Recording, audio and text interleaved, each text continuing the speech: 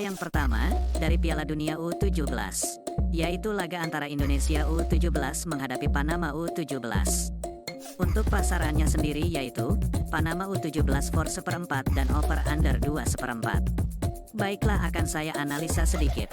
Saat ini Indonesia U17 berada di posisi 3 klasemen, sedangkan Panama U17 berada di posisi 4 klasemen. Lalu untuk performa kedua tim, di sini kita lihat Indonesia U17 dalam performa yang tidak terlalu buruk, di mana di laga terakhir hanya meraih hasil imbang. Sementara itu Panama U17 dalam performa yang cukup buruk, di mana menelan kekalahan beruntun di 2 laga terakhir. Melihat statistik ini, saya yakin untuk menjagokan Indonesia U17. Jadi saya sarankan bermain Indonesia U17 tahan seperempat dan under 2/4. Dan saya lebih mantap untuk bermain Indonesia U17 tahan seperempat. Dan untuk prediksi skor yaitu 1-0. Selanjutnya, dari Liga Spanyol Divisi 2, yaitu laga antara Real Oviedo menghadapi Cartagena. Untuk pasarannya sendiri yaitu, Real Oviedo for 3/4 dan over-under 2. Baiklah, akan saya analisa sedikit. Saat ini Real Oviedo berada di posisi 14 klasemen, sedangkan Cartagena berada di posisi 22 klasemen. Lalu untuk performa kedua tim, di sini kita lihat Real Oviedo dalam performa yang cukup bagus, di mana belum terkalahkan di 5 laga terakhir dan meraih 3 kemenangan. Sementara itu Cartagena dalam performa yang menurun, di mana di laga terakhir menelan kekalahan. Melihat statistik ini, jelas Real Oviedo lebih diunggulkan. Namun saya tetap yakin Cartagena mampu menahan Real Oviedo. Jadi saya sarankan bermain Cartagena tahan 3/4 dan over 2. Dan saya lebih mantap untuk bermain Cartagena tahan 3/4. Dan untuk prediksi skor yaitu 2-2. Dari Liga Polandia, yaitu laga antara Ruch Chorzów menghadapi Radomiak Radom. Untuk pasarannya sendiri yaitu, lelekan dan over-under 2,5. Baiklah, akan saya analisa sedikit. Saat ini Ruch Chorzów berada di posisi 17 klasemen, sedangkan Radomiak Radom berada di posisi 9 klasemen.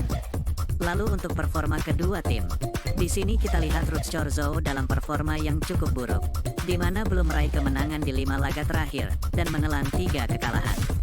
Sementara itu Radomiak Radom dalam performa yang menurun, di mana di laga terakhir menelan kekalahan. Melihat statistik ini, saya yakin untuk menjagokan Ruch Chorzów. Jadi saya sarankan bermain Ruch Chorzów lelekan dan under 2,5. Dan saya lebih mantap untuk bermain Ruch Chorzów lelekan. Dan untuk prediksi skor yaitu 1-0. Laga selanjutnya, dari Liga Denmark Divisi 2, yaitu laga antara Hobro menghadapi Hillerød Fotball. Untuk pasarannya sendiri yaitu, Hobro for seperempat dan over-under 2,5. Baiklah, akan saya analisa sedikit. Saat ini Hobro berada di posisi 5 klasemen, sedangkan Hillerød berada di posisi 8 klasemen. Lalu untuk performa kedua tim, di sini kita lihat Hobro dalam performa yang menurun, di mana di laga terakhir menelan kekalahan. Sementara itu Hillerød dalam performa yang sangat bagus, di mana tak terkalahkan di 5 laga terakhir dan meraih 3 kemenangan. Melihat statistik ini, jelas saya lebih menjagokan Hillerød. Jadi saya sarankan bermain Hillerød Fotball tahan seperempat dan under 2,5. Dan saya lebih mantap untuk bermain Hillerød Fotball tahan seperempat. Dan untuk prediksi skor yaitu 0-1. Liga Nasional Prancis, yaitu laga antara Le Mans menghadapi Châteauroux. Untuk pasarannya sendiri yaitu, Le Mans for setengah dan over-under 2/4. Baiklah, akan saya analisa sedikit. Saat ini Le Mans di posisi 8 klasemen, sedangkan Châteauroux berada di posisi 16 klasemen.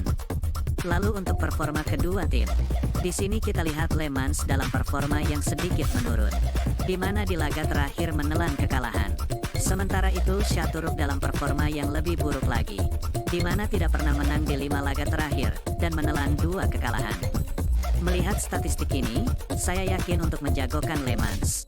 Jadi saya sarankan bermain Le Mans for setengah dan under 2/4. Dan saya lebih mantap untuk bermain Le Mans for setengah. Dan untuk prediksi skor yaitu 1-0.